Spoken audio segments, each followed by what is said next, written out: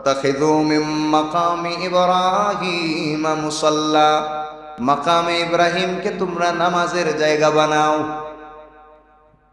আল্লাহর হাবিব সাল্লাল্লাহু আলাইহি ওয়াসাল্লাম বলে দিয়েছেন, আল্লাহ যেহেতু আদেশ করেছেন ওয়াত্তাখিযু মিন মাকামি ইব্রাহিম মুসাল্লা, তোমরা মাকামে ইব্রাহিমকে মুসাল্লা বানাও, নামাজের জায়গা বানাও। সূরা বাকারা আয়াত নাম্বার 125।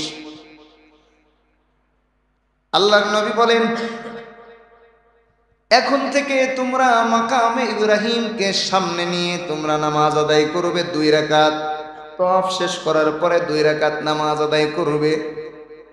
এই আবেদনটা আমি আগের দিন আলোচনায় বলেছিলাম। হযরতে ওমর রাদিয়াল্লাহু আনহু নবীজির কাছে এসে বললেন, ইয়া রাসূলুল্লাহ,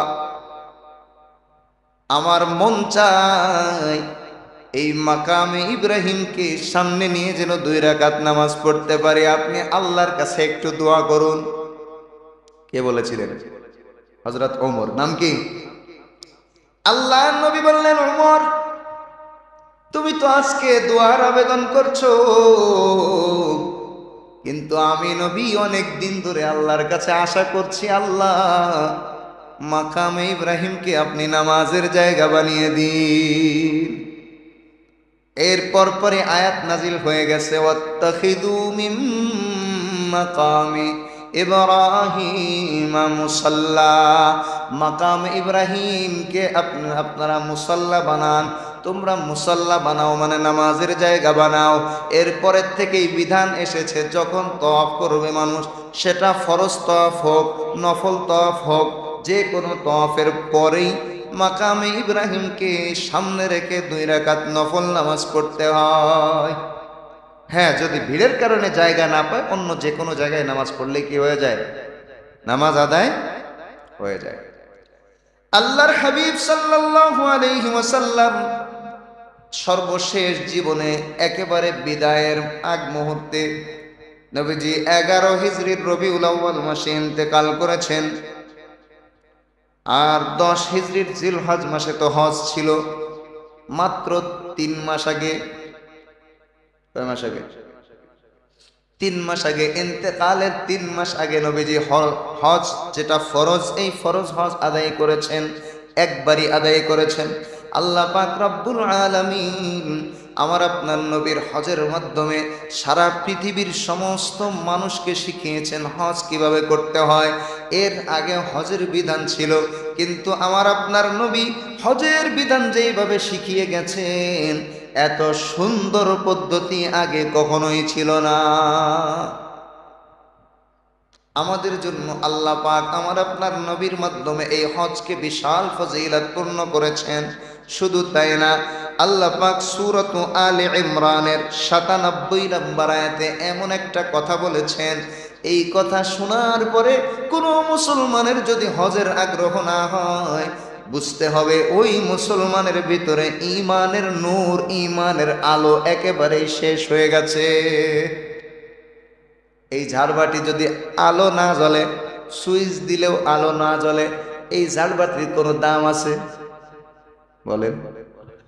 দেখতে তো ঝাড়বাতি ঠিকই আছে, কিন্তু যদি আলো না জ্বলে, এই ঝাড়বাতি মানুষ মসজিদে রাখবে? এই যে মাইকটা আমার সামনে দেওয়া, এই মাইকে যদি আওয়াজ না করে, আপনারা রাখবেন? এখানে রাখবেন? ঈমান এমন একটা জিনিস, ঈমানের নূর আছে, ঈমানের নূর বিভিন্ন কাজের মাধ্যমে প্রকাশিত হয়।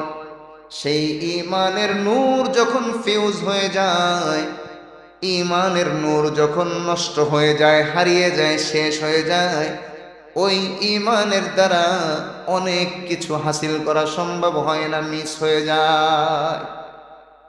সূরা আলে ইমরানের 97 নম্বর আয়াতে আল্লাহ বলেন, প্রথমে 96 নম্বর আয়াতে আল্লাহ মুমিন মুসলমানের আগ্রহ তৈরি করেছেন।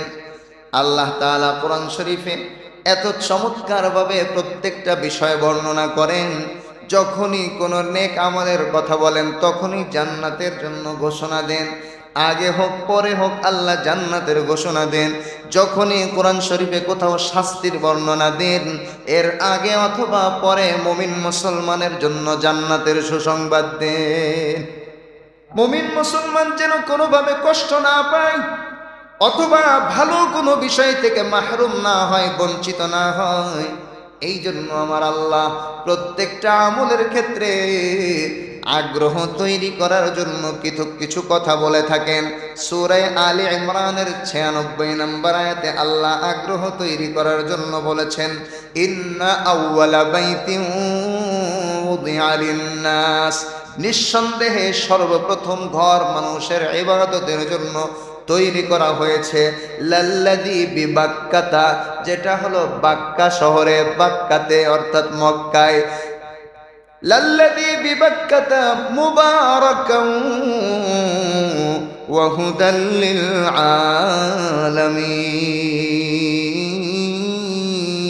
আলামিন। এক নম্বর বৈশিষ্ট্য হলো পুরা ঘরটা বরকতময়। বলেন সুবহানাল্লাহ। মানুষের আকর্ষণ তৈরি হচ্ছে কিনা? এক নম্বর আকর্ষণ হলো এটা পৃথিবীর সর্বপ্রথম ইবাদতের ঘর। এটা শোনার সাথে সাথে মুমিন মুসলমানের অন্তরের মধ্যে আগ্রহ হবে কিনা যে এটা যখন প্রথম ঘর তাহলে আমাকে দেখতেই হবে। দুই নম্বর আল্লাহ বলছেন এটার মধ্যে আমি আল্লাহ বরকত দিয়ে ভরপুর করে রেখেছি। তাহলে যখন যেই ঘরের মধ্যে আল্লাহ নিজে বরকতের ঘোষণা দেন, সেই ঘরটা দেখার আগ্রহ মুসলমানের হবে কিনা? বলেন হবে কিনা? যার না হবে সে চুপ থাকবেন। তিন নম্বর আল্লাহ বলছেন ওয়াহুদাল লিল আলামিন, সমগ্র জাতির জন্য, সারা পৃথিবীর মানুষের জন্য, সমগ্র পৃথিবীর জন্য আল্লাহ পাক বলছেন এটা হেদায়েত, হেদায়েত স্বরূপ, পথ প্রদর্শক স্বরূপ। তিন নম্বরে আল্লাহ বলছেন এই ঘরটা মানুষের হেদায়েতের পথ প্রদর্শক। সুবহানাল্লাহ। আগ্রহ আরো বাড়লো কিনা? এবার আল্লাহ 97 নম্বর আয়াতে বলছেন ফিহি আয়াতুম বাইনাত, এর মধ্যে অনেক নিদর্শন আছে, অনেক নিদর্শন আছে। কয়টা পেলাম? 4 নম্বর, 4টা পেলাম।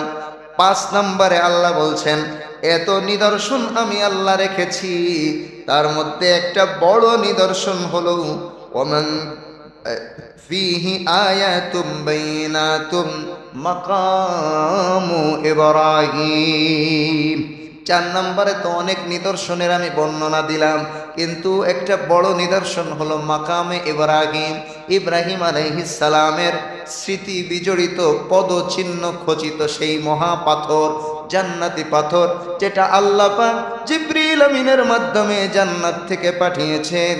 হযরত আদম আলাইহিস সালাম থেকে আস্তে আস্তে ইব্রাহিম আলাইহিস সালাম পর্যন্ত এসেছে, অথবা সরাসরি আল্লাহ ইব্রাহিম আলাইহিস সালামকে দান করেছেন।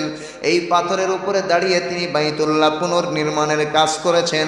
তাহলে 5 নম্বর বৈশিষ্ট্য হলো বাইতুল্লাহর মধ্যে মাকামে ইব্রাহিম আছে। সুবহানাল্লাহ। 6 নম্বর আল্লাহ বলছেন ওয়ামান দাখালাহু কানা আমিনা, যারা এই ঘরে প্রবেশ করবে আল্লাহ বলছেন তারা জাহান্নাম থেকে নিরাপদ হয়ে যাবে। কয়টা বৈশিষ্ট্য বললেন? 6টা বৈশিষ্ট্য বলার পরে আল্লাহ বলছেন যেই কথাটা আমি শুরুতে বলছিলাম, এই আয়াতের এই অংশের আলোচনা যদি কোনো মুসলমান শুনে তার মনটা পাগল পারা হয়ে যাবে বাইতুল্লাহে যাওয়ার জন্য। আর যদি বাইতুল্লাহে যাওয়ার আগ্রহ তৈরি না হয়, বুঝতে হবে ঈমানের লাইটের ফিউজ নষ্ট হয়ে গেছে। এবার দেখেন পয়েন্টটা বুঝবেন। আল্লাহ যেভাবে বলেছেন ওয়ালিল্লাহি আলান্নাস, মানুষের উপরে আল্লাহর হক রয়েছে, মানুষের উপরে, বান্দার উপরে, মানুষের উপরে রব্বুল আলামিন, সারা দুনিয়ার মালিক যিনি, বাদশা যিনি, তিনি ঘোষণা করছেন মানুষের উপরে আল্লাহর হক। কার হক? কার হক? আল্লাহর হক হলো হিজ্জুল বাইতি, আল্লাহর ঘরের হজ করা। বলেন সুবহানাল্লাহ। আল্লাহর কি কোনো কিছুর প্রয়োজন আছে? আল্লাহর কি কোনো কিছুর প্রয়োজন আছে? আছে বলেন? দেখবেন কোটি কোটি টাকার মালিক বাবা, এই বাবার টাকার কোনো প্রয়োজন নেই, কিন্তু সন্তান 5,000 টাকা দিয়ে একটা ড্রেস কিনে দিয়েছে বাবাকে। 50,000 টাকা দিয়ে নিজে কিনে পরিধান করলে যেই মনের মধ্যে শান্তি লাগে, নিজের যোগ্য সন্তান খুশি হয়ে মাত্র 5,000 টাকার একটা ড্রেস বা 2,000 টাকার একটা ড্রেস বা 1,000 টাকার একটা ড্রেস যদি বাবাকে গিফট করে, বাবার কিন্তু ড্রেসের কোনো প্রয়োজন নেই, ওই বাবা দুনিয়ার সব ড্রেসের চেয়ে ওই ড্রেসটা আনন্দ করে পরে, ঠিক কিনা? কেন? বাবা সন্তানকে ভালোবাসে। মূল কারণ কি? বাবা সন্তানকে ভালোবাসে।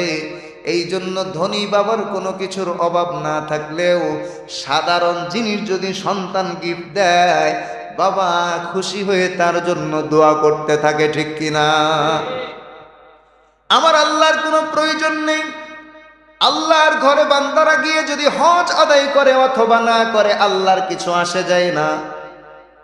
কিন্তু আল্লাহ যেহেতু বান্দাকে ভালোবাসেন, মোহাব্বত করেন, সেই ভালোবাসার কারণে আল্লাহ বান্দাকে বলছেন, বান্দারে তোমার উপরে আমি আল্লাহর হক হলো তুমি আমার ঘরের হজ করবা যদি তোমার সামর্থ্য থাকে। আল্লাহ শর্ত দিয়েছেন, মান ইসতাতা ইলাইহি সাবিলা, যার সামর্থ্য আছে হজে যাওয়া আসা এবং হজের বিস্তারিত যত খরচ আছে সমস্ত খরচ বহন করার সামর্থ্য যার আছে, আল্লাহ ঘোষণা দিলেন আমার সেই বান্দার উপরে জীবনে একবার হলেও আমি আল্লাহর হক হলো সে যেন বাইতুল্লাহর হজ করে। তবে শুনে রাখো, ওমান কাফারা, যারা এটাকে অস্বীকার করে, যারা হজ পালন সামর্থ্য থাকা অবস্থায়ও করে না, যারা হজ পালন করে না, ফাইন্নাল্লাহা গনিয়ুন আনিল আলামিন, আল্লাহ পাক সারা দুনিয়ার সব কিছুর থেকে অমুখাপেক্ষী, আল্লাহর কোনো প্রয়োজন নেই দুনিয়ার কোনো কিছুর মধ্যে। যদি হজ আদায় করে তাহলে সে আল্লাহর হক আদায় করার চেষ্টা করলো, আর যদি সামর্থ্য থাকা অবস্থায় হজ আদায় না করে, আল্লাহ সারা দুনিয়া থেকে অমুখাপেক্ষী, আল্লাহর পুরা দুনিয়ার মধ্যে কোনো কিছুর কোনো প্রয়োজন নেই। আল্লাহ আমাদের সকলকে আল্লাহর এই হক আদায় করার তৌফিক দান করুন। আমিনের আওয়াজে তো আসতে কেন? এই ছাত্ররা তোমরা যাবা না হজে? যাবা না? কোন আমিন আল্লাহর দরবারে কবুল হয়ে যায়? বলা যায়? বলা যায়? ছোটরা মনে করতেছে আমাদের তো অনেক দিন বাকি আছে। আল্লাহ কবুল করলে হয়ে যায়। আল্লাহ কবুল করলে হয়ে যায়। এটা এত একটা সৌভাগ্য। আমার 2 বছর 3 মাসের একটা বাচ্চা উমরায় গিয়েছে আমার সাথে, এত পরিমাণ 2 বছর 3 মাস বয়স, খুব বেশি বুঝে। ওর এখন সবকিছুর স্বপ্ন মক্কা মদিনা। কিছুদিন আগে ছোট্ট একটা দই কিনে দিয়েছি, বাসায় যে দই চামচ দিয়ে বের করে মুখে দিয়েই বলতেছে, আব্বু মক্কা শরীফে না তুমি আমাকে এমন একটা দই দিয়েছিলে। বলতে পারতো তো এখান থেকে আরেকদিন খাইছি না। একটা ফিন্নি নিয়ে দিয়েছি, একজন ফিন্নি কিনে দিয়েছে আমাকে হাদিয়া। তো ফিন্নিটা দেওয়ার সাথে বলতেছে, মদিনায় না তুমি আমাকে এরকম একটা ফিন্নি খাইয়েছিলে। এই কয়েকদিন আগে পরীক্ষা চলেছে মাদ্রাসার, আম্মুকে বলতেছে, আম্মু পরীক্ষার পরে কি লম্বা ছুটি হবে? তো ওর আম্মু বলতেছে, না পরীক্ষার পরে তো লম্বা ছুটি হবে না। তো কেন জিজ্ঞেস করতেছে, দাদু বাড়ি যাবা? বলতেছে না, যদি একটু উমরায় যেতে পারতাম। স্বপ্নটা কি? এখন তো বয়স হয়েছে 4.5 বছর। ও মানুষের সাথে এখনো হুবহু যা দেখে এসেছে সমস্ত গল্প করে। কেন? আল্লাহ একবার কবুল করলে মানুষ পাগল পারা হয়ে যায়। ছোট বাচ্চারা ওখানে দেখেছে গড়াগড়ি করে, উঠানো যায় না। কি যে মজা! ছোট বাচ্চাদেরকে উঠানো যায় না। পৃথিবীর কোনো জায়গাতে এই মজা নেই। আল্লাহর কসম করে বলি, পৃথিবীর কোনো জায়গায় এই মজা নেই। এই জন্য নিজেও দোয়া করবেন, কোন জায়গায় দোয়া হলেই আমিন বলতে থাকবেন। কোন আমিন আল্লাহ কবুল করে এটা বলা যায় না। আল্লাহ আমাদের সকলকে কবুল করুন। হাজিরা হজ করবেন, তর্জমা করে হাজিদের হজের বিবরণটা আমি সংক্ষিপ্তভাবে বলে ইনশাআল্লাহ আজকের আলোচনা শেষ করব। রাসূল করিম সাল্লাল্লাহু আলাইহি ওয়াসাল্লাম বলেছেন, আল হজ্জুল মাবরুর লাইসা লাহু জাযাউন ইল্লাল জান্নাহ। মাবরুর হজ, মাবরুর কাকে বলে? যে হজের মধ্যে কোনো গুনাহ কেউ করে না, সহি নিয়তে হজ করে এবং কোনো গুনাহ করে না, এর সাথে আল্লাহর দেওয়া সমস্ত বিধিবিধান সুন্দরভাবে আদায় করে, এটাকে হজ্জে মাবরুর বলে, যেটাকে আল্লাহ সরাসরি কবুল করে। আল্লাহর নবী বলেন, আল হজ্জুল মাবরুর লাইসা লাহু জাযাউন ইল্লাল জান্নাহ। হজ্জে মাবরুর এটার প্রতিদান জান্নাত ছাড়া কিছুই হতে পারে না। সর্বনিম্ন প্রতিদান হলো জান্নাত। আল্লাহর নবী বলেন, আল হুজ্জাজ ওয়াল উম্মারু যুয়ুফুর রহমান। হজ এবং উমরা পালনকারীরা হলো সরাসরি রহমানের মেহমান। কার মেহমান? রহমানকে। আল্লাহ ঘোষণা দিচ্ছেন, যারা হজ করে এবং উমরা করে, যতদিন হজের সফরে থাকে আর উমরার সফরে থাকে, ততদিন তারা সরাসরি আল্লাহর মেহমান থাকে। আল্লাহ পাক শুধু তাদেরকেই ক্ষমা করেন না, আল্লাহ পাক বলেন, আল্লাহর নবী বলেন হাদিসের মধ্যে, ওয়াগফিরু লাহুম, আল্লাহ তাদের জীবনের সব গুনাহগুলো মাফ করে দেন। আর ওয়াগফিরু লিমান ইস্তাগফিরু বা ইস্তাগফিরু, হাজী সাহেব যার জন্য, উমরা পালনকারী এবং হজ আদায়কারী যার জন্য আল্লাহর কাছে গুনাহ মাফ চায়, আল্লাহ পাক তার গুনাহ মাফ করে দেন। এজন্য যারা হজে যাবে, উমরায় যাবে, তাদেরকে এই কথাগুলো বলবেন না, আমার জন্য একটা দামি ঘড়ি নিয়ে আসবেন। তাদেরকে বলবেন না, আমার জন্য 2 কেজি আলাদা খেজুর নিয়ে আসবেন। তাদেরকে এটা বলবেন না, আমার জন্য ড্রেস নিয়ে আসবেন। তাদেরকে দুনিয়াবি কোনো জিনিস আনার জন্য বলবেন না। তাদের কাছে একটাই কথা বলবেন, আপনি যাচ্ছেন আল্লাহর ঘরে, যখন সুযোগ হয় আমার জন্য 3টা দোয়া করবেন। কয়টা দোয়া? 1 নাম্বার দোয়া হলো, আল্লাহ যেন আমাকে মাফ করে দেন। 2 নাম্বার দোয়া হলো, আল্লাহ যেন আমাকে তার ঘরের মেহমান বানান। 3 নাম্বার, আল্লাহ যেন জান্নাতি বান্দাদের মধ্যে আমার নামটা লিখে দেন। আপনাকে হাজার হাজার টাকার দামি জিনিস গিফট করলো, কিন্তু নবীজি বলেছেন, হাজী সাহেব যার জন্য দোয়া করে, আল্লাহ পাক রব্বুল আলামিন তার জন্য দোয়া কবুল করে থাকেন। আপনি যদি ওই গিফট পান কিন্তু কোনো দোয়া না পান, আপনার কোনো লাভ আছে? হয়তো একটা মোবাইল পেয়ে আপনি খুশি হয়ে যাবেন, ব্যবহার করলেন, আনন্দ পেলেন, এতে কি খুব বেশি লাভ হবে? কিন্তু আপনি যদি একটা দোয়ার বরকতে বাইতুল্লাহর সামনে হাজিরা দেওয়ার সুযোগ পান, বলেন তো এর চেয়ে সৌভাগ্য আর কিছুতে আছে? আমি তো মনে করি এর চেয়ে সৌভাগ্যের আর কিছু নেই। আমি সবসময় বাইতুল্লাহ গিয়েও দোয়া করেছি, আল্লাহ আমাকে কোটি কোটি টাকার মালিক না বানিয়ে বারবার বাইতুল্লাহর জন্য কবুল করো। এই দোয়া আমি যতবার গিয়েছি ততবার করেছি। আল্লাহ দুনিয়াতে কোটি কোটি টাকার মালিক বানানোর পরিবর্তে বারবার মক্কা মদিনার জন্য কবুল করো। পারবেন না এই দোয়া আপনারা করতে? অনেকে আমার জিজ্ঞেস করে, চুল কাটেন না কেন? আমার চুল অনেক বড় না? হ্যাঁ, অনেকে জিজ্ঞেস করে, চুল কাটেন না কেন? চুল কাটতে তার বেশি টাকা লাগে না, লাগে 50-60 টাকা লাগে। আর আমাদের তো মাদ্রাসা ছাত্ররা আছে, ছাত্ররা ফ্রি কেটে দেয়।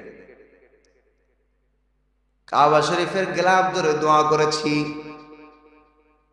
আল্লাহুম্মা ইন্নী উহাররিমু শা'রা রাসি আলা ওয়াজহিল আরদি ইল্লাল হারাম।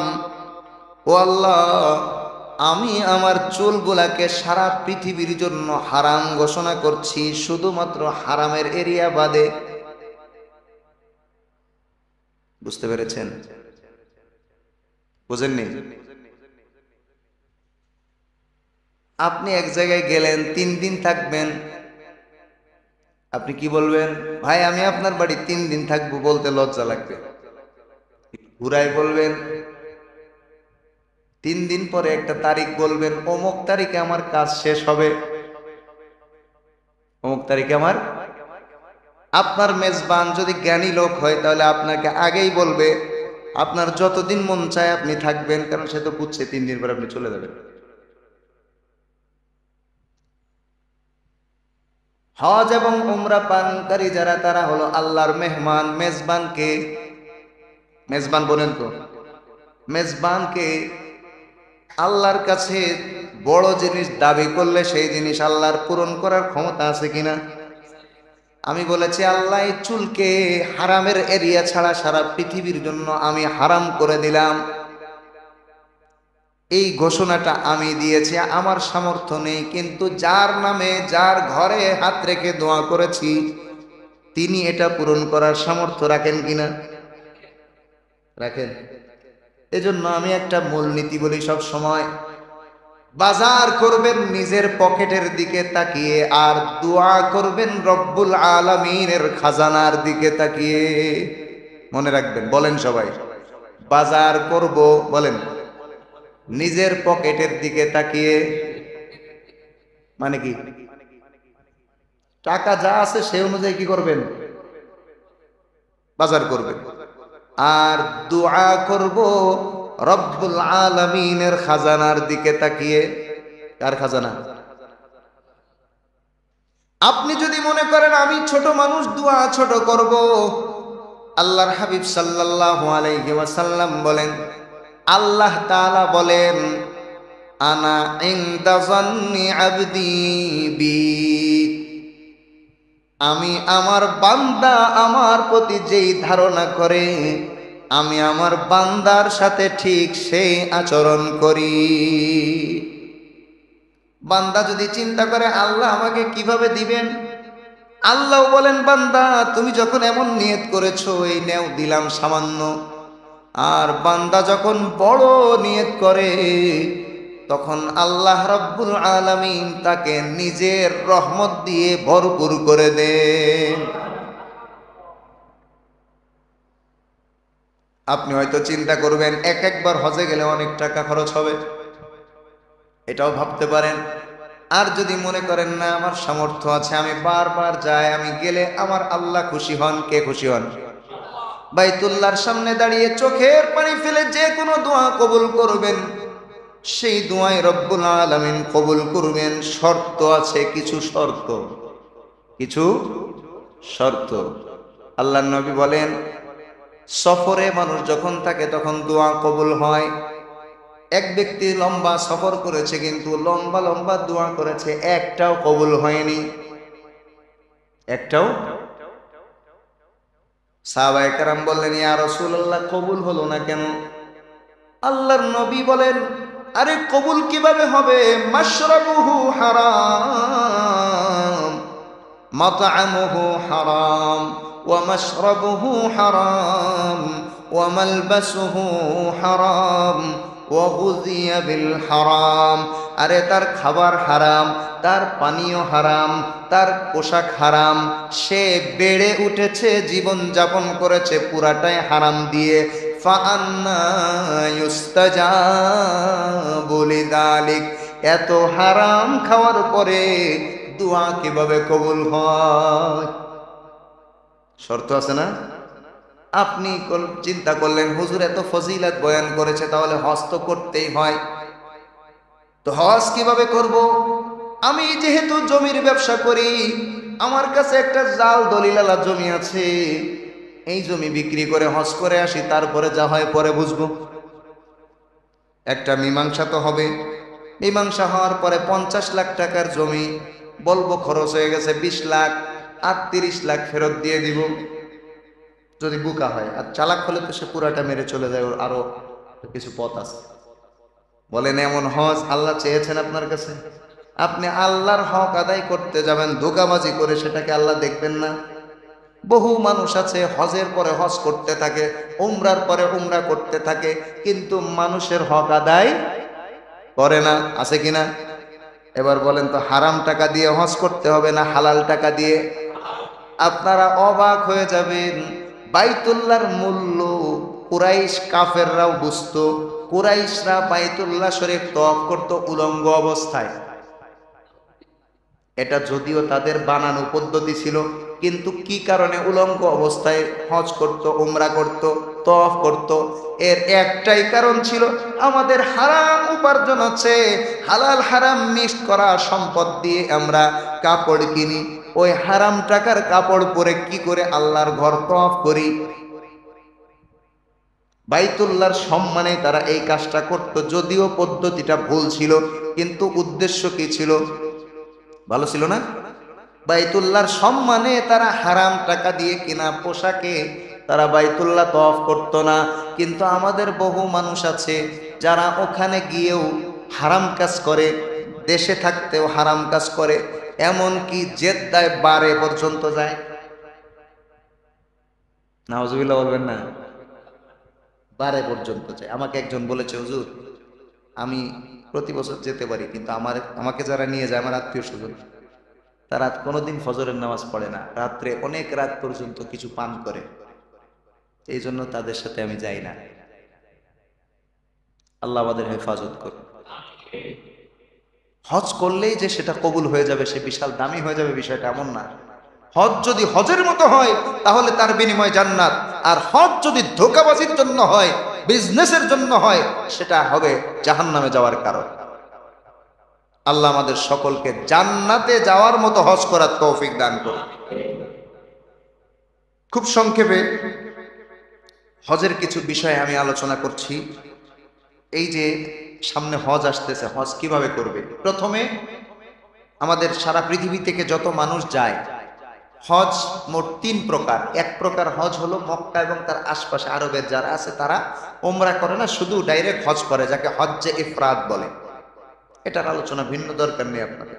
আর দূর থেকে যারা যায় তারা দুই পদ্ধতিতে হজ করে। একটা হলো উমরা করার পরে এহরাম খুলে ফেলে, স্বাভাবিক জীবনযাপন করে, স্বাভাবিকভাবে আমল করে, আবার হজের সময় সে এহরাম বাঁধে, এটাকে হজ্জে তামাত্তু বলে। এটা হলো সর্বশ্রেষ্ঠ হজ। আরেকটা হলো হজ্জে কিরান, একসাথে উমরাও করে, উমরার পরে এহরাম অবস্থায় থাকে, এরপরে হজের সময় আসলে হজ করে। এটা একটু কঠিন, এটা একটু কঠিন। তো হজ্জে তামাত্তু নিয়ে আলোচনা করব, যেটা সহজ এবং আমরা যেটা করি সচরাচর। প্রথমে উমরার জন্য 2টা ফরজ। উমরার কয়টা ফরজ? এহরাম বাঁধা আর তওয়াফ করা। খুব বিস্তারিত বলার সুযোগ নেই, এহরাম কাকে বলে, এহরামের ফরজ কি, এগুলো সব বিস্তারিত বলার সুযোগ আজকে পাবো না। আমি যে জুমার ধারাবাহিক আলোচনা করছি, ওখানে আল্লাহ যদি চায় প্রত্যেকটা বিস্তারিত বিবরণ আপনারা ইনশাআল্লাহ শুনতে পাবেন। এখন আপাতত খুব সংক্ষেপে আমরা শুনি। একটা প্রশ্নগুলো সব জমা করে ফেলি, প্রশ্নগুলো জমা করে ফেলি যেন পরে সময় নষ্ট না হয়। ওঠো ছাত্ররা, ওঠো ছাত্ররা, 2-3 জন ওঠো, যাদের প্রশ্ন আছে ওঠো। প্রশ্নগুলো সব দিয়ে দিন একসাথে, প্রশ্নগুলো সব একসাথে করে ফেলেন, তাহলে সুবিধা হবে।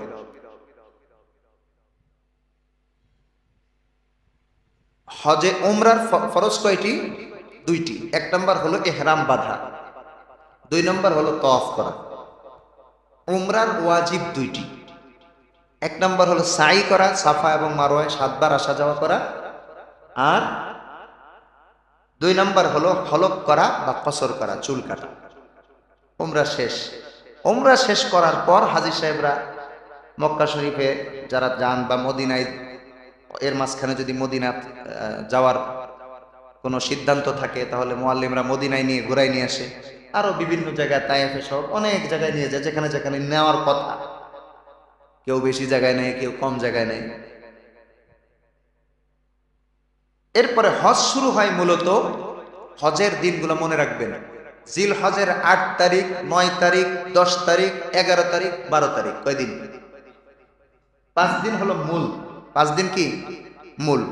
এর সাথে 13 তারিখও অনেক সময় যুক্ত হয়ে যায়, যদি কেউ 12 তারিখ মাগরিবের আগে মিনা ত্যাগ করতে না পারে, তাহলে তার মিনায় থেকে 13 তারিখেও তার কিছু আমল আছে। তা আমরা প্রথম যেটা হিসাব করব সেটা হলো 1 নম্বরে হজের ফরজ কয়টি, এগুলো আগে জেনে নিই। হজের ফরজ কয়টি? হজের মোট ফরজ 3টি। কয়টি? উমরার ফরজ ছিল কয়টি? হজের ফরজ 3টি। হজ ভিন্ন জিনিস, উমরা ভিন্ন জিনিস। কিছু কাজ মিল আছে, কিছু কাজ মিল আছে। যেমন উমরার কাজ শুধু মক্কা শরীফ কেন্দ্রিক, বাইরে কোনো কাজ নেই, চুল বাইরে যেয়ে কাটা যায় এতটুকু। আর হজের কার্যক্রম মিনা, আরাফা, মুজদালিফা, আবার মক্কা শরীফ সবকিছু মিলাই হলো হজের কার্যক্রম। উমরার জন্য নির্ধারিত কোনো সময় নেই, যে কোনো সময় উমরা করা যায়। হজের জন্য নির্ধারিত দিন এবং সময় আছে, নির্ধারিত পদ্ধতিতেই করতে হয়। তো প্রথমে আমরা জেনে নিই হজের ফরজ কয়টি। 1 নম্বর ইহরাম বাঁধা, এটা উমরারও ফরজ ছিল। 2 নম্বর উকুফে আরাফা, 9 জিলহজে কিছুক্ষণের জন্য হলেও আরাফার ময়দানে অবস্থান করা, কিছুক্ষণের জন্য হলেও আরাফার ময়দানে কি করা।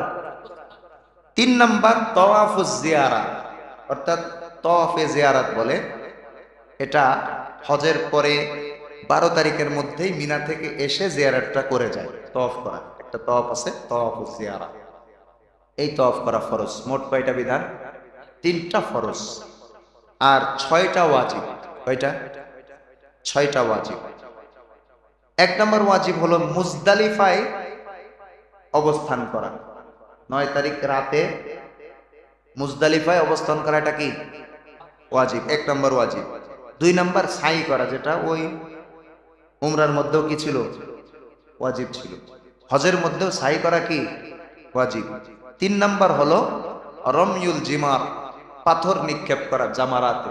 নির্দিষ্ট 3টা জামারা আছে, ওইখানে কি করা, পাথর নিক্ষেপ করা। 4 নম্বর হলো যারা হজ্জে কিরান এবং হজ্জে তামাত্তু পালন করবে তাদের জন্য দমে শুকর, কুরবানি করা, শুকরিয়ার জন্য একটা কুরবানি, এমনি ঈদুল আজহার কুরবানি না। 4 নম্বর। 5 নম্বর হলো চুল কাটা বা চুল ছাটা হলো। 6 নম্বর ওয়াজিব হলো তাওয়াফুল বিদা, যারা মক্কা এলাকার বাইরে থেকে আসবে তাদের জন্য বিদায়ী তাওয়াফ, এটা কি ওয়াজিব। কয়টা হলো? এখন হাজিরা এই যে আমলগুলা শুরু করে হলো 8 তারিখ থেকে করার নিয়ম, কিন্তু এখন ভিড়ের কারণে অনেকে 7 তারিখেই চলে যায়। তো আমরা যদি হিসাব করি কবে থেকে কার্যক্রম শুরু হবে, আজকে কয় তারিখ? 2 তারিখ গেল, 3 তারিখ শুরু হলো। সৌদি আরবে 3 তারিখ চলে গেছে, আগামীকাল শনিবার। সৌদি আরবে কয় তারিখ? 4 তারিখ। রবিবার 5 তারিখ, সোমবার 6 তারিখ, মঙ্গলবার 7 তারিখ। মূলত বুধবার থেকে কাজ শুরু হবে, কিন্তু অনেকেই মঙ্গলবারে কি চলে যাবে। তাহলে সৌদি আরবের 8 তারিখ হলো বুধবার। মূলত সুন্নাত যেটা সেটা আমি বলতেছি।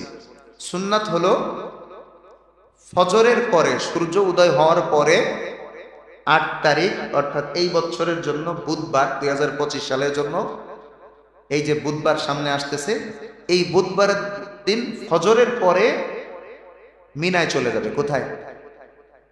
মিনায় চলে যাবে। মিনায় যাওয়ার পরে সেখানে অবস্থান করবে। 5 ওয়াক্ত নামাজ আদায় করা সুন্নাত, সুন্নাতে মুআক্কাদা। 5 ওয়াক্ত নামাজ মিনায় আদায় করা সুন্নাতে মুআক্কাদা, অর্থাৎ বুধবার জোহর, আসর, মাগরিব, ইশা এবং বৃহস্পতিবার ফজর। বুঝতে পারছেন? অনেকেই ফজরের থেকে ওই যে আগের দিন চলে যায়, ফজরের থেকে হিসাব করে, ফজর, জোহর, আসর, মাগরিব, ইশা করলে ফ্রি, রাত্রে চলে যায় আরাফায়। এটা সুন্নাতের পরিপন্থী। এটা কি সুন্নাতের পরিপন্থী। সুন্নাত হলো 8 তারিখ, অর্থাৎ আগামী বুধবার। কখন থেকে? জোহর, আসর, মাগরিব, ইশা, পরের দিন বৃহস্পতিবার ফজর। কোথায় পড়বে? মিনায়। নির্ধারিত তাবু আছে, এবং যদি ওভারলোড হয়ে যায় তার জন্য ব্যবস্থা আছে। বিশাল ব্যাপার, না দেখলে বোঝা যাবে না। আল্লাহ আমাদের সকলকে সচক্ষে দেখা এবং সেখানে অবস্থান করার তৌফিক দান করুন। রাসূল করিম সাল্লাল্লাহু আলাইহি ওয়াসাল্লাম বিদায় হজে 5 ওয়াক্ত নামাজ মিনাতে আদায় করেছেন। এবার বৃহস্পতিবার হলো 9 তারিখ, সৌদি আরবের কি এই 9 তারিখ ফজরের নামাজের পরে চলে যেতে হবে আরাফায়। আরাফার ময়দানে কিছু সময়ের জন্য অবস্থান করা। ৯ তারিখ দিন যে রাত্রে ফজরের ওয়াক্ত হবে না শুভে সাদেক, এর আগ পর্যন্ত যে কোনো সময় কিছুক্ষণ অবস্থান করা হলো ফরজ। যদি কোনো ব্যক্তি আরাফার ময়দানে কিছুক্ষণ অবস্থানও না করে তার হজ বাতিল। তার হজ কি বাতিল, জরিমানা তো দিতেই হবে, পরবর্তীতে আবার হজ আদায় করতে হবে, না হলে তার হজ হবে না। তো হাজী সাহেবরা কি করবে, বৃহস্পতিবারে সবাই কোথায় চলে যাবে, আরাফার ময়দানে। আরাফার ময়দানে কিছু বিধিবিধান আছে, সারাদিন দাঁড়িয়ে দাঁড়িয়ে দোয়া করতে হয়, সারাদিন কিছুক্ষণ দাঁড়াতে হয়, আবার একটু কষ্ট হয়ে গেলে বসে দোয়া করবে, আবার দাঁড়িয়ে দোয়া করবে। তো এর আগে মিনায় আসার আগে আবার হোটেল থেকে এহরাম বেঁধে আবার চলে আসতে হয়। এহরাম যে নিয়ম আছে, যে নিয়মে বাঁধতে হয় হোটেল থেকে, এর জন্য আবার মিকাতে যাওয়ার প্রয়োজন নেই। সাধারণত এহরাম বাঁধতে হয় মিকাতে। যে মিকাত মানে নির্ধারিত যে জায়গাগুলো নবীজি বলেছেন, জুল হুলাইফা, ইয়ালামলাম, জুহফা, কারনুল মানাজিল, রাত ইরক সহ এরকম যে মিকাতগুলো আছে, এই মিকাত থেকে আমরা যেমন এহরাম বাঁধি, ঢাকা থেকে বাঁধি, অনেক সময় আমরা পরবর্তীতেও এহরামের নিয়ত করি কারনুল মানাজিল থেকে। কিভাবে? আমাদের বিমানগুলো তায়েফ হয়ে যায়। আমাদের বিমানগুলো কি তায়েফের পাশে যে কারনুল মানাজিল যে মিকাত আছে নবীজি নির্ধারণ করেছেন, এটা হলো এহরাম বাঁধার সীমানা, ওই জায়গা দিয়ে বিমান যায়। তো বিমান যাওয়ার 20 মিনিট আগে ঘোষণা দেয় যে আমরা কিছুক্ষণের মধ্যেই মিকাত অতিক্রম করব। যারা যারা এহরাম বাঁধেনি তারা এহরাম বেঁধেনি, কাপড় আগে থেকেই পরা থাকে, এহরামের নিয়ত করে তালবিয়া পড়া, এটা হলো বাকি রাখি আমরা। অনেক সময় পাক পবিত্রতার বিষয় থাকে, ঢাকা থেকে বেঁধে গেলে কষ্ট হয় অনেক সময়। আমি ঢাকা থেকে অনেক সময় এহরাম পরে যাই, কিন্তু গেলেও নিয়ত করি না, এরা নিয়ত করলে অনেক কিছুই নিষিদ্ধ হয়ে যায়। তো ওখানে যে যখন বিমান ঘোষণা দেয়, ঘোষণা দিলে কর্তৃপক্ষ ঘোষণা দেওয়ার পরে আমরা নিয়ত করি। তো এরপরে ওই যে স্বাভাবিকভাবে আমরা জীবনযাপন করছিলাম সাধারণ কাপড় পরে, এখন আর মিকাতে যাওয়ার প্রয়োজন নেই। হোটেল থেকেই সুন্নাত হলো পুরুষদের জন্য মসজিদে হারামে গিয়ে এহরাম বাঁধা, যদি সুযোগ হয়, না হলে অসুবিধা নেই। এহরাম বেঁধে মিনায় সময় কাটালাম 5 ওয়াক্ত। এরপরে আরাফা, আরাফার ময়দানে দুপুরবেলায় খুতবা হয়। জোহরের এবং আসরের নামাজ যদি মসজিদে নামিরার জামাতে শরিক হয়, হানাফি মাযহাবের মাসআলা হলো মসজিদে নামিরায় হজের ইমাম সাহেবের নেতৃত্বে একটা নামাজ হয়, জোহর এবং আসর একসাথে। যদি ওই নামাজের জামাতে শরিক হওয়া যায় তাহলে আসর এবং জোহর একসাথে আদায় করতে হবে। আর যদি ওই জামাতে শরিক না হতে পারি তাহলে জোহর জোহরের সময় পড়তে হবে, আসর আসরের সময় পড়তে হবে। এটা হলো ফিকহে হানাফির ফতোয়া। অনেক দলিল আছে, আমরা যেটা মানি। সারাদিন দোয়া চলবে, নফল নামাজের মানে অত বেশি পড়ে না, রোজাও রাখে না, শুধু দোয়া। আরাফার ময়দানে যা দোয়া করা হয় রব্বুল আলামিন সরাসরি কবুল করেন। এবং আরাফার ময়দানে আল্লাহ পাক মানুষকে মাসুম বানিয়ে দেন। মায়ের পেট থেকে যেভাবে মানুষ বের হয়ে আসে নিষ্পাপ, ওইরকম নিষ্পাপ বানিয়ে দেন, সুবহানাল্লাহ। এরপরে আরাফার ময়দানে অবস্থান করা শেষ, মাগরিব পর্যন্ত, সূর্যাস্ত পর্যন্ত আরাফার ময়দানে থাকতে হয়। আরাফার ময়দানে সূর্যাস্তের পর, মাগরিবের পরে, মাগরিবের নামাজ না পড়ে হাজী সাহেবরা মুজদালিফায় চলে যায়। মুজদালিফায় বিধান হলো মাগরিব এবং ঈশা একসাথে মুজদালিফায় গিয়ে আদায় করা। ঈশার অক্তে যে আদায় করার পরে মুজদালিফায় রাত্রি যাপন করে। 9 তারিখে বৃহস্পতিবার রাত্রে এই আমলটা করবে। করার পরে রাত্রেবেলা ওখানে থাকবে, ফজরের নামাজ আদায় করবে। ফজরের নামাজের পরে কিছুক্ষণ সামান্য সময় অবস্থান করা সুন্নাত। এরপরে আবার সেই প্রথম মিনা, মনে আছে? মিনায় আবার চলে আসবে। মিনায় এসে 7টা পাথর মারবে। মোট 49টা পাথর নিতে হয়। কয়টা পাথর? ছোট্ট ছোট্ট বুটের দানা বা সিমের বিচির পরিমাণ ছোট্ট ছোট্ট পাথর। অনেকেই না বোঝার কারণে বলে শয়তানরে মারবো তো ছোট পাথর মারবো কেন, ব্যাগ ভরে বড় বড় পাথর না, এটা ভুল। বুঝতে পেরেছেন? তো প্রথম দিন পাথর, শেষ দিন থেকে ধরি। 11 তারিখ পাথর মারতে হয় 21টা। কয়টা? 12 তারিখ 21টা। কত হলো? 42। প্রথম দিন মারতে হয় 7টা। কয়টা হলো? 49। কত? 42 আর 7 কত হয়? 49। শেষের থেকে হিসাব করালাম হিসাবের সুবিধার জন্য। তো 49টা পাথর নিতে হয়। নিয়ে এবার প্রথম, ওই দিনকার প্রথম ওয়াজিব হলো জামরায়ে আকাবা, বড় শয়তান, ওখানে যে 7টা পাথর মারতে হয়। আস্তে আস্তে খুব বেশি রাগে, মারবো শয়তান, আমার দিয়ে এত পাপ করাইছিস, মারতে যে একজনের মাথা ফাটাই ফেলে। এটা সম্পূর্ণ হারাম। আস্তে করে পাথর মারতে হয়, নির্দিষ্ট পিলার আছে ওখানে। শয়তান অনেকে আবার কি করে, অলস, দূরের থেকে পাথর না এনে ওইখানে যে পড়ে থাকা আশপাশে ছিটানো পাথর, এই পাথর নেই। রাসূল করিম সাল্লাল্লাহু আলাইহি ওয়াসাল্লাম নিষেধ করেছেন যে জামারার পাশ থেকে যেন কেউ কি না করে, পাথর না নেয়, কারণ এই পাথরগুলো তো অভিশপ্ত। এই পাথরগুলো দিয়ে শয়তানকে মারা হয়েছে, এত নিকৃষ্ট কাজ এটা দিয়ে করা হয়েছে, তাই না? শয়তানের গায়ে লেগেছে, ওইগুলোই খোটে অনেকে। এই জন্য উচিত হলো মুজদালিফা থেকেই পাথর এটা নিয়ে আসা। ছোট্ট ছোট্ট করে পাথর নিলে বেশি কষ্ট হয় না। আসলে কষ্ট দিবেন কে? শয়তানকে, আল্লাহ। বড় পাথর মারলে কি শয়তানের কিছু হবে? শয়তান কি এত ছোট, এত দুর্বল? যাকে আল্লাহ কিয়ামত পর্যন্ত হায়াত দিয়েছেন তাকে কি এত দুর্বল বানিয়েছেন? আপনি যত বড় পাথরে মারেন কি হবে? কোনো লাভ নেই। ছোট পাথর মারতে হবে, আল্লাহ কষ্ট যেটা দেওয়ার সেটা তাকে দিয়ে দিবেন। এখানে একটা আশ্চর্যজনক ব্যাপার হলো, আল্লাহ পাক রব্বুল আলামিন একটা বিশেষ বৈশিষ্ট্য রেখেছেন। এত লক্ষ লক্ষ হাজী সাহেব 3 দিন 4 দিন যাবৎ পাথর মারে, সামান্য পাথর জমা থাকে, বেশি পাথর থাকে না। অল্প কিছু পাথর সৌদি সরকার পরে সরায়, ম্যাক্সিমাম পাথর এখানে থাকে না, কারণ আল্লাহর ফেরেশতারা এই পাথরগুলো সরিয়ে ফেলেন। সুবহানাল্লাহ। তো প্রথম দিন 7টা পাথর মারতে হয়, 7টা পাথর মেরে চলে যেতে হয়, ওখানে দোয়ার জন্য অবস্থান না করা। 7টা পাথর মারার পরে এবার কাজ হলো তমে শকর বা কুরবানি আদায় করা, হজের কুরবানি। আর যারা সামর্থ্যবান তারা বাড়িতে বলে দিবে, বাড়িতে যেন এমনি ঈদুল আজহার কুরবানি দিয়ে দেয়।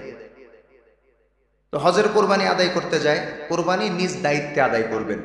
মুআল্লিমের মাধ্যমে করলেও নিজ দায়িত্বে করবেন, কারণ অনেক মুআল্লিমরা, গোপন কথা বলতেছি, অনেক মুআল্লিমরা আপনার নামে কুরবানি ঠিকই করবে, কিন্তু আপনি যেই টাকা দিয়েছেন সেই টাকায় না, ওই মরা একেবারে দুর্বল এরকম প্রাণী দিয়ে কি করে দিবে? কুরবানি করে দিবে। এই জন্য নিজ দায়িত্বে করবেন। আর যদি বিশ্বস্ত লোক সাথে থাকে তাহলে সেটা ভিন্ন কথা। কয় নম্বর কাজ হলো? 2 নম্বর, এটা ওয়াজিব। 3 নম্বর কাজ হলো ওই দিন মাথা মুন্ডানো বা হলক করা। কি করা? মাথা মুন্ডানো। এই যে লাব্বাইক আল্লাহুম্মা লাব্বাইক কিন্তু চলমান, কোন পর্যন্ত চলবে?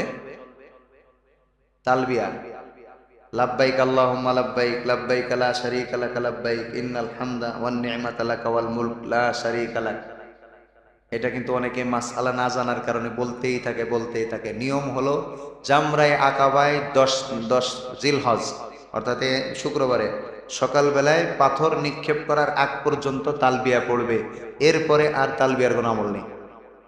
10 তারিখ থেকে তালবিয়ার আর কোনো আমল নেই। এখন ওইখানেতে এত আলেম ওলামাদের কাজ চলে না। একজন বলছে লাব্বাইক আল্লাহুম্মা লাব্বাইক, শুনে সবাই বলা শুরু করে। বুঝেননি? মনে রাখবেন এই মাসআলা। 10 তারিখ জিলহজের 10 তারিখে প্রথম পাথর নিক্ষেপ যেখানে করতে হয়, সেই পাথর নিক্ষেপ করা পর্যন্ত তালবিয়া পড়তে হয়, এরপরে আর তালবিয়ার কোনো আমল নেই। তো 1 নাম্বার পাথর নিক্ষেপ করলো, 2 নাম্বার কুরবানি করলো, 3 নাম্বার হলক করলো। এরপরে সময় পেলে এই 3 দিনের ভিতরে 12 তারিখ পর্যন্ত ওই তওয়াফে জিয়ারত, যেটা ফরজ তওয়াফ বলছিলাম, এই তওয়াফটা শেষ করে আসবে, সাইটা শেষ করে আসবে। শেষ আবার মক্কা শরীফে গিয়ে তওয়াফ করলো, তওয়াফ করে চলে আসলো, এসে মিনাতেই থাকতে হবে, সুন্নাতে মুআক্কাদা। মিনাতে রাত্রি যাপন করবে। 11 তারিখ অর্থাৎ শনিবার, যেদিন আমাদের ঈদের দিন, ওই দিন 21টা পাথর নিয়ে, 3 শয়তানের 3টা পাথর আছে এখানে, 7টা করে কি করবে? একটা করে মারবে। যদি কেউ একসাথে 7টা নিয়ে জোরে মেরে দেয়, তোর এত বড় সাহস, তুই আমাকে ধোঁকা দিলি, 7টা পাথর একসাথে মারবো না, গুড়াই দিব, তাহলে তার একটা পাথর মারা হবে। কয়টা হবে? তার জন্য ওয়াজিব হলো সে আরো পাথর কুড়াই নিয়ে আবার আরো বাকি 6টা মারা। বুঝতে পেরেছেন?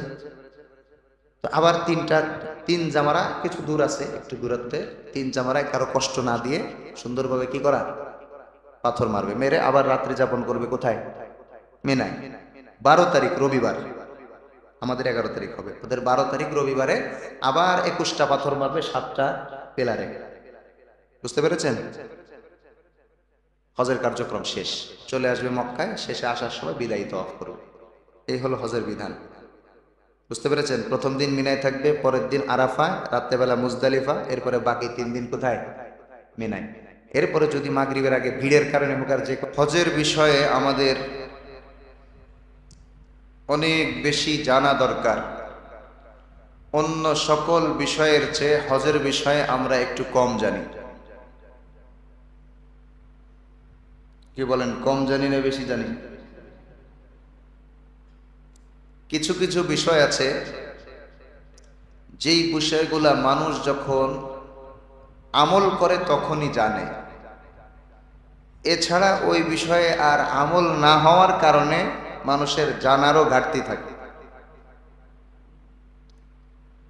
যেমন দেখবেন ঈদের নামাজ বৎসরে কয়বার? চাইলেও 3বার পড়ার সুযোগ আছে? আছে। এজন্য দেখবেন অনেক জায়গায় ইমাম সাহেবেরও ভুল হয়, আর মুক্তাদির তো ভুলের শেষ নেই। মুক্তাদির ভুলটা বেশি একটা দেখা যায় না কেন? মুক্তাদি পেছনে অনেক মানুষ থাকে, বিভিন্ন রকম ভুল করে, কিন্তু ইমামের ভুলগুলো মিডিয়াতে চলে আসে কেন? ইমাম সাহেব সবার সামনে থাকে। তো আমাকে অনেকেই বলে, কেমন মানুষ, নামাজ পড়ানোর দরকার ছিল কি? তা আমি বলি, ভাই আপনি বছরে ঈদের নামাজ কয়বার পড়েন? 2বার। তো ইমাম সাহেব কয়বার পড়ে? 2বার। তো চাইলেও তো বেশি পড়ার সুযোগ নেই। তো 2বার যেহেতু আপনিও পড়েন, আপনারও ভুল হয়।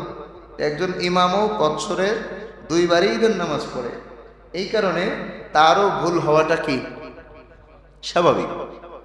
মাসআলা না জানার কারণে বেশিরভাগ ইমামদের ভুল হয় না, ভুল হয় অভ্যাস অনুযায়ী। আমরা সাধারণত কেরাত পড়ার পরেই রুকুতে চলে যাই। তো ইমাম সাহেবরা কেরাত পড়ার পরে বাড়তি তাকবীর দিবে, বাস কেরাতের টানে টানে রুকুতে চলে গেছে। হয় কিনা? প্রথম তাকবীরের পরে সানা পড়তে হয়, তাই না? এরপরে অতিরিক্ত তাকবীর দিতে হয়। কিন্তু সারা বছরে হাজার হাজার রাকাত নামাজ পড়তেছে কিভাবে? সানার পরেই আউযুবিল্লাহ বিসমিল্লাহ পড়ে কেরাত শুরু করে দেয়। অভ্যাস তো রয়ে গেছে। কি বলেন? মুক্তাদি বেশি নামাজ পড়ে না ইমাম সাহেবরা বেশি নামাজ পড়ে? তো ইমামের নামাজ পড়ার অভ্যাস তো বেশি, এই কারণে ইমাম স্বাভাবিক নিয়মে নামাজ পড়ে, যেহেতু অভ্যস্ত। ঈদের দিন সানা পড়ার পরে ওনারও কেরাতের টান চলে আসছে, সূরা ফাতিহা শুরু করে দিয়েছে। অথবা বেশিরভাগ ভুল হয় দ্বিতীয় রাকাতে কেরাত পড়ার পরে রুকুতে চলে যায়। তো এই মাসআলাটার উপর আমল কম হওয়ার কারণে এই মাসআলা অনেক সময় জানাও কম থাকে, আর জানলেও ভুল হয়। জানাজা তো মাঝে মধ্যেই আমরা পড়ি, তারপরেও তো আমরা কত মানুষকে জানাজার নামাজে ঈদের নামাজ পড়তে দেখি, পড়ে না? তাকবীর হাত উঠাতেই থাকে, ওটাই কিনা? হজ প্রতিদিন মানুষ করে না, করে? এই জন্য হজের মাসআলা এত পরিমাণ মানুষের কম জানা থাকে, যেটা অন্য কোনো বিষয়ে খুব কমই আছে এরকম। এমনকি উলামায়ে কেরামেরও সবার হজের মাসআলা মনে থাকার কথা না, বেশিরভাগ মাসআলা মনে থাকে না। আমরা যখন সফরে থাকি অনেক মাসআলা নিয়ে আমরাই বিভ্রান্তিতে পড়ে যাই, কোনটা করব। তো এক তো আমি ব্যক্তিগতভাবে অনেক কিতাব দেখে যাই, অনেক প্রস্তুতি নিয়ে যাই, আমার কাছে আমার আলাদা শীট থাকে, সব কিছু থাকার পরেও আমার উস্তাদদের সাথে সার্বক্ষণিক আমি যোগাযোগ রাখি। অনেক সময় এমন এক মাসআলা সামনে আসছে যা জীবনেও কোনোদিন পড়িনি, হঠাৎ করে সামনে পরিস্থিতিটা এমন এসে গেছে, এই মাসআলা কোনোদিন পড়িও নি, শুনিও নি, কোনো কিতাবে আমার আশপাশে যা থাকে সেগুলোর ভিতরেও পাওয়া যাচ্ছে না। তখন আবার ওই বাংলাদেশে ফোন দিতে হয় উস্তাদদের, হুজুর এই মাসআলাটা একটু, উনি কি পড়ে রাখছেন? ওনার কাছে তো কিতাব আছে, বাংলাদেশে তো অনেক কিতাব থাকে, আমাদের মাদ্রাসাতেও আছে। তখন আমাদের উস্তাদদের সাথে যোগাযোগ করলে ঠিক আছে, ওনারা কিতাব দেখে বের করে তারপরে কি করেন, সমাধান জানান। হ্যাঁ, কিছু মানুষ আছে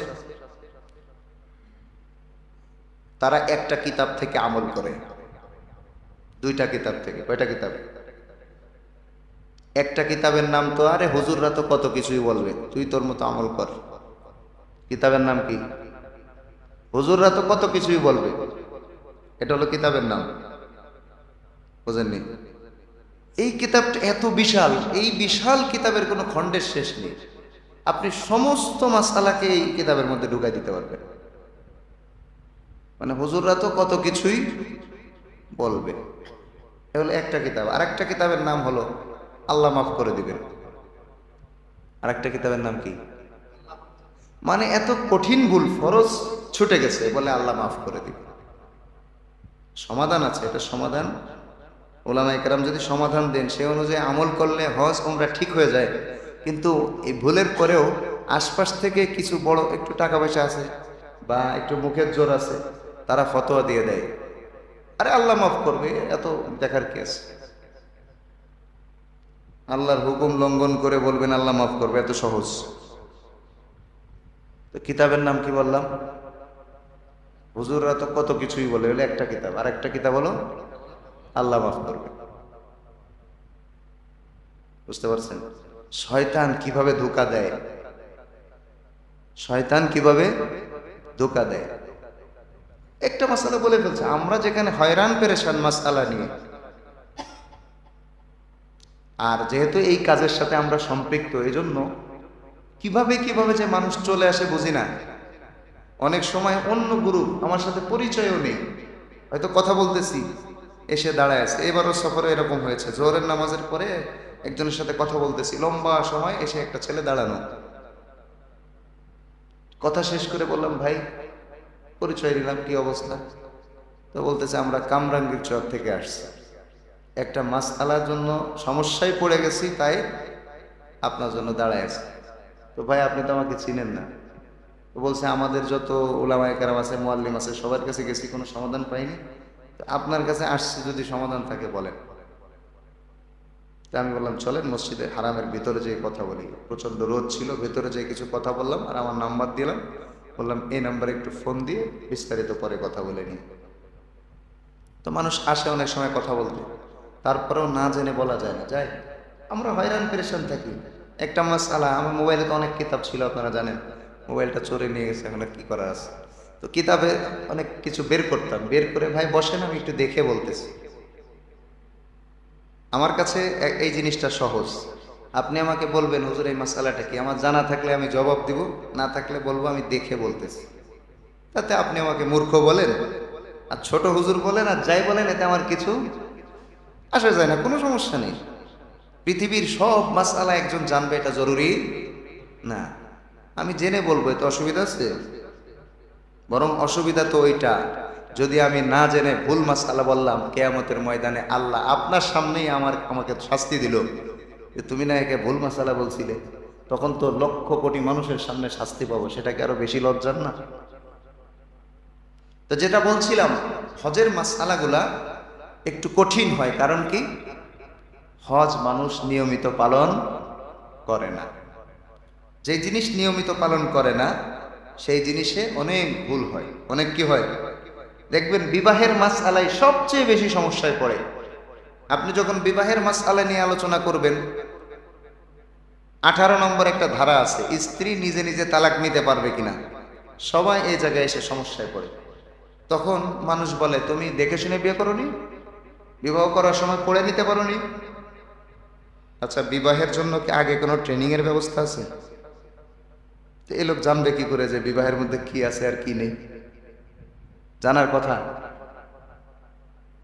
তো অনেক হুজুরদের কাছে গেলে বলবে তুমি সিগনেচার করছো না, বাস কার্যকর হয়ে গেছে। কিন্তু আমার কাছে আসলে আমি বলি না এটা কার্যকর হয়নি, কারণ আমি জানি বিবাহের ক্ষেত্রে ছেলেরা রুমাল মুখে দিয়ে বসে থাকে। ও দুনিয়া সব জানলেও বিবাহের ক্ষেত্রে মূর্খ, কারণ বিবাহের কোনো ট্রেনিং হয় না। আর বিবাহের যদি ট্রেনিং হয় তাহলে ভালো মেয়ে আর পাবে না, পাবে? কেউ যদি ট্রেনিং এর জন্য 2টা বিয়ে করে, 3 নম্বর বিয়ে কি আপনি আপনার মেয়েকে তার সাথে দিবেন? দিবেন? ভুল করবে, এটাই স্বাভাবিক। তা আমার কাছে যখন এরকম আসে, তা আমি বললাম তাহলে আরেকটা বিয়ে দিয়ে নিয়ে আসেন, দিয়ে ট্রেনিং করায়, তারপরে কি করেন, নিয়ে আসেন। মাসআলা আলাদা জিনিস, এই জিনিস মানুষ ক্ষেত্র বিশেষে অনেক সময় জানে না। আর নতুন হলে আরো না জানার কথা। সবসময় মনে রাখবো হজের বিষয়, তাহলে কঠিন মাসআলা হলে আলোচনা কেন করব? প্রতি বছর যদি আমরা একদিন 2 দিন আলোচনা শুনি, শুনতে শুনতে শুনতে শুনতে মাসআলাগুলো মোটামুটি কিছুটা ক্লিয়ার হয়ে যাবে, আয়ত্তে এসে যাবে।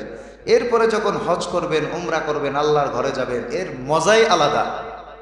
আপনি যখন মূর্খ হিসেবে যাবেন, কিচ্ছু জানেন না, যে বাইতুল্লাহ ধরে, কাবা শরীফ, কাবার গিলাফ ধরে কান্নাকাটি করবেন, কান্নাকাটি করে চলে আসবেন, শেষ, কোনো কাজ নেই। একজন সাদাসিধা আলেম, আমি মদিনায় তখন, উনি মক্কায় তওয়াফ করতেছেন, তওয়াফ করতেছেন, করতে করতে করতে 21টা তওয়াফ করছেন। কয়টা? আমাকে ফোন দিয়েছে, ভাই তওয়াফ তো করেই যাচ্ছি, এরপরে কি করব? আমি বললাম কয়টা করছেন? 21টা। আমি বললাম নাউজুবিল্লাহ। এই নাউজুবিল্লাহ বলেন কেন? তওয়াফ করছি, ভালো কাজ, আপনি নাউজুবিল্লাহ বলেন কেন? আমি বললাম প্রত্যেক 7 তওয়াফের পরে 2 রাকাত নামাজ আছে, এটা কি জানেন? না তো।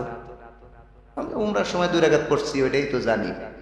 উমরা করার পরে তওয়াফের শেষে 2 রাকাত পড়তে হয়, ওইটা জানি, কিন্তু প্রত্যেক নফল তওয়াফে পড়তে হয় এটা জানতাম না। আমি বললাম যে আপনার মুআল্লিম বলেনি? তো বলতেছে মুআল্লিম আমার ভাইরা, তো আমার অত কিছু বলে না, কম টাকা দিয়ে আসছি। কি দিয়ে আসছি? ভাইরারে কম টাকা দিয়ে আসছি, এজন্য আমাকে কিছু বলে না। আমি বললাম কত দিয়েছেন? 1,30,000। আমি, আমাকে তো যারা বেশি দিয়েছে তারাই 1,30,000 দিয়েছে, আর আপনার ভাইরা আপনার ডিসকাউন্ট দিয়ে কম নিছে, আরো নর্মাল হোটেলে রাখছে, আমাদের থেকে অনেক নর্মাল হোটেলে রাখছে, তারপরে 1,30,000। দেখছেন, এই ব্যবসাটা খুব কঠিন ব্যবসা, আল্লাহ আমাদের হেফাজত করুন। আমি বললাম ভাই, প্রত্যেক তওয়াফের উপরে 7 তওয়াফ শেষ করেই 2 রাকাত নামাজ পড়তে হয় মাকামে ইব্রাহিমের পেছনে।